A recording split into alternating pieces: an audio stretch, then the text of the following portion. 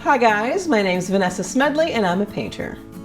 Well, this week I got quite the pleasant surprise when I walked into my backyard and discovered that a cardinal had built a nest and laid eggs in my very large rose bush.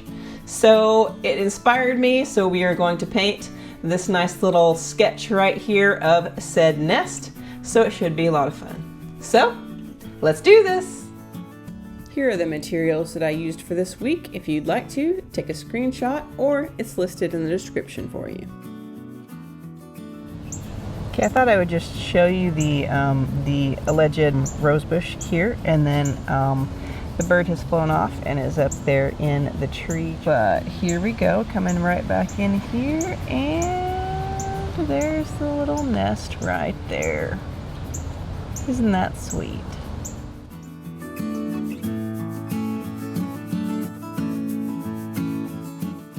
Alright, so I'm going to test out a couple of different wax resist things that you can use.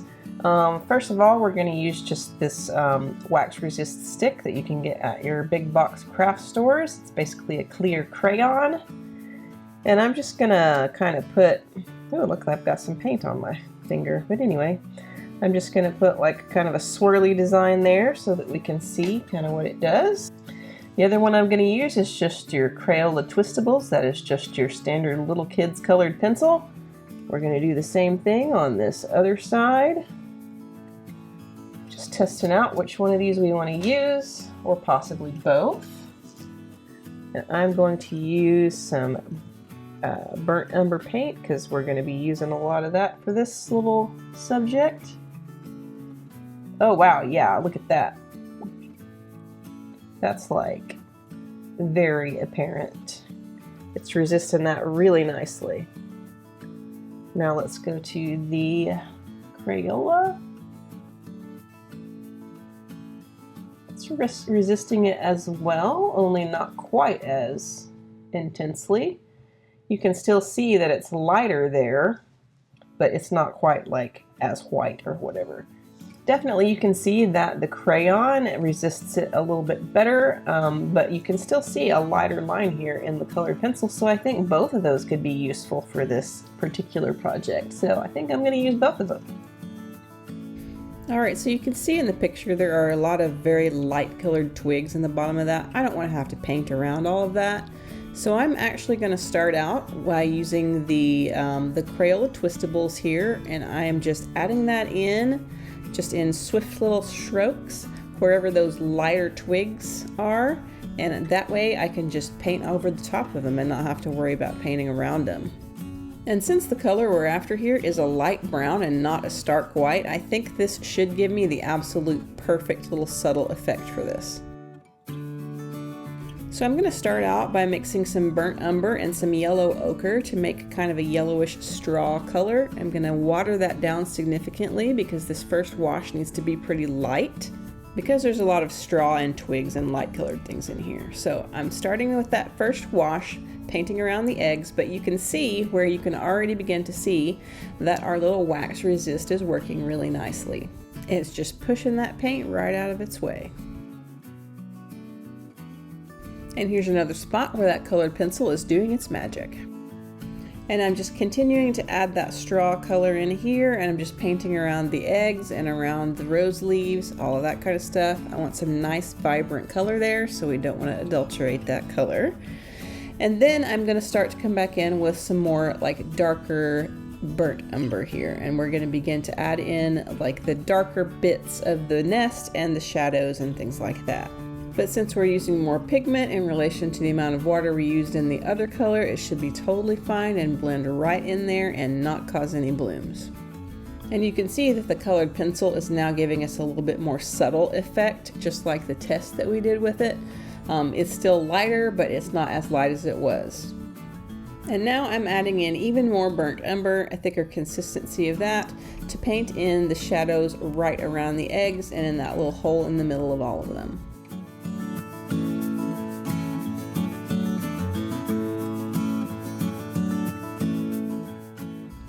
And you can see right here that I'm doing some negative painting, which is basically just painting around the lighter areas that you want to keep. I've allowed all that to dry, and now we are going to bring in our wax resist stick for another round of resisting. Since I'm adding this on top of dry paint, it is going to be preserving that light straw color and anything else I put it on top of, really. And that is going to serve to create that layered look that, of course, all nests have anyway. It's layer after layer of stuff. And now for some differentiation in tone, I'm adding in some yellow ochre here to add some yellowish areas. And I'm just using nice little quick strokes here, just kind of trying to paint in sort of a straw and like grass type texture.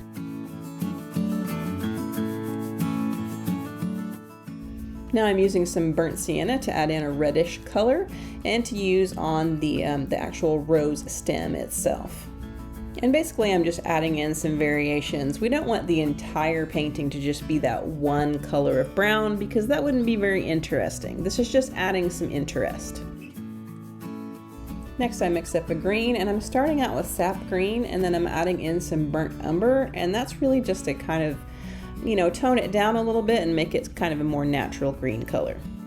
And I'm painting a wash of that over all of the green leaves here, and then I am actually coming back in with a mix of Sap Green, Hooker's Green, Burnt Umber, and then Payne's Gray to darken it up to use for the shadow areas of the leaves.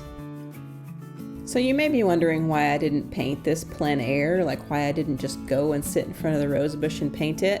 Well, I didn't want to make the little birdie that nervous. So now I'm mixing up the color for the eggs, and to me this looks like it's kind of halfway in between the Cerulean and the Ultramarine Blue that I have here. So I'm just going to mix them both together and then water it down to where there's hardly any pigment at all, because it's really just a very light tint of blue. Then I go ahead and cover all of the eggs with that color, and then I mix up a thicker consistency of the same color to use as the shadows for this.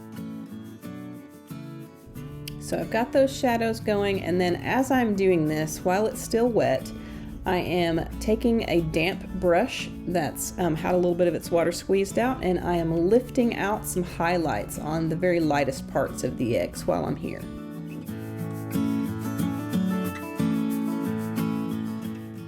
And then I mix up a thicker consistency of my darker green color, which consisted of Sap Green, Hooker's Green, Burnt Umber, and Payne's Gray.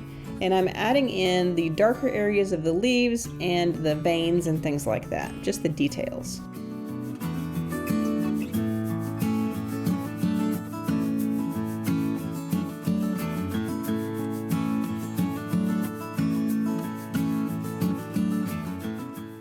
Then I mix some Payne's Gray into my Burnt Umber for these dead leaves in the background. They're kind of a very ashen color.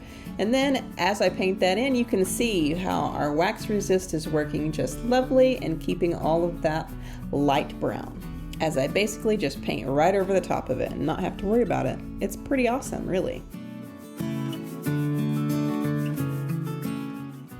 As I fill in all these colors in this nest, I'm adding more and more Payne's Gray to my Burnt Umber mix so that you can get the shadow areas and then just the little spaces in between each little twig where you've got the shadow where it's almost black, like that kind of stuff. Just going in here in all kinds of slashing motions to make all of these little twigs everywhere.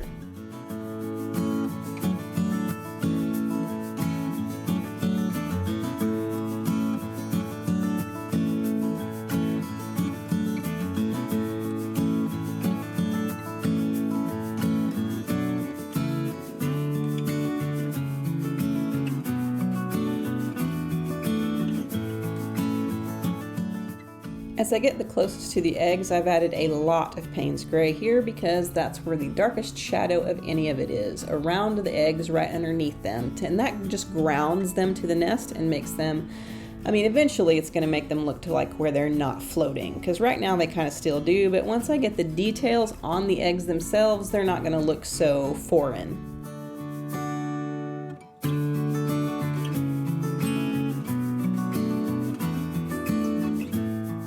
Now that the leaves have dried, I'm just going to go ahead and add a little bit darker detail here and there to just add that extra kick.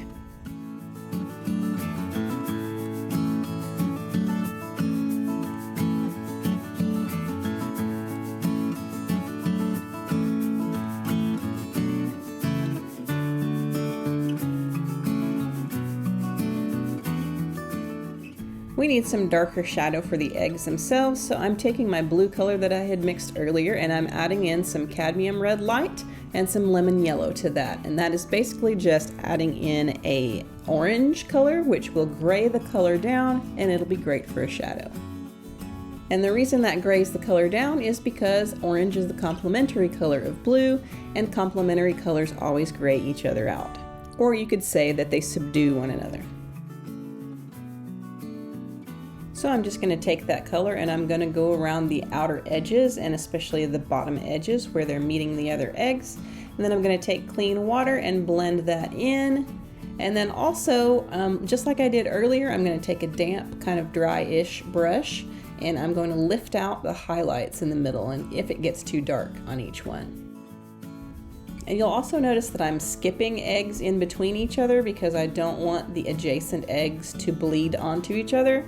So I'm going to actually allow those to dry before I go back in and do the other two. I think we need these shadows just a tiny little bit darker in a few areas, so I've mixed that up a little bit darker and I'm adding it in the areas where basically like there's some overlap or the eggs are laying right on the surface.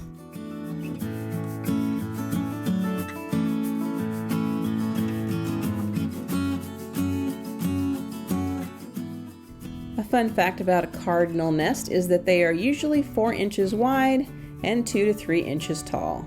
And they usually build them basically in the little forks of branches for shrubs and trees. And in this case, like a 5-foot tall rose bush.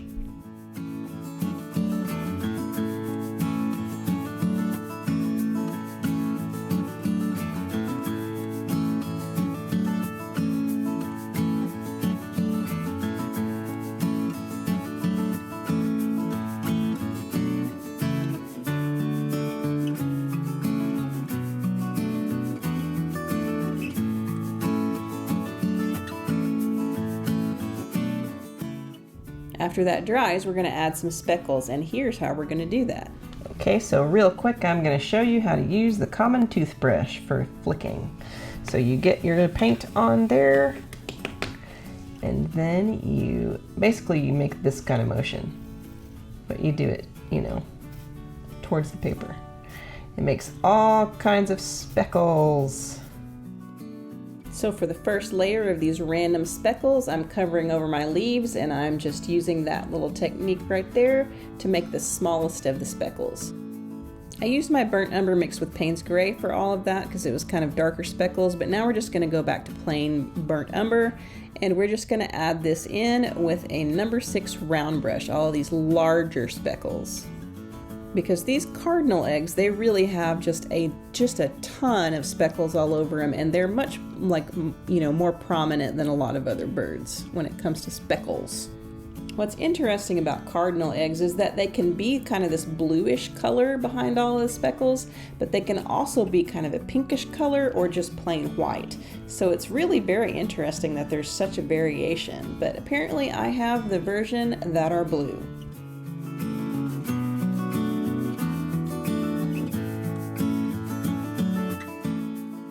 And here's the finished sketch, all dried and signed and all that kind of stuff. And I really just can't wait till these little dudes hatch. That should be a whole lot of fun. If I'm able to see them anyway, I don't know.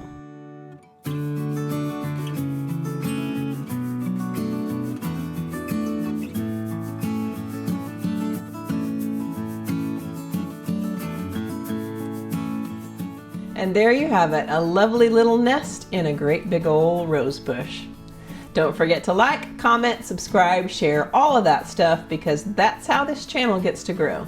Thanks for watching. I'll see you again in 2 weeks.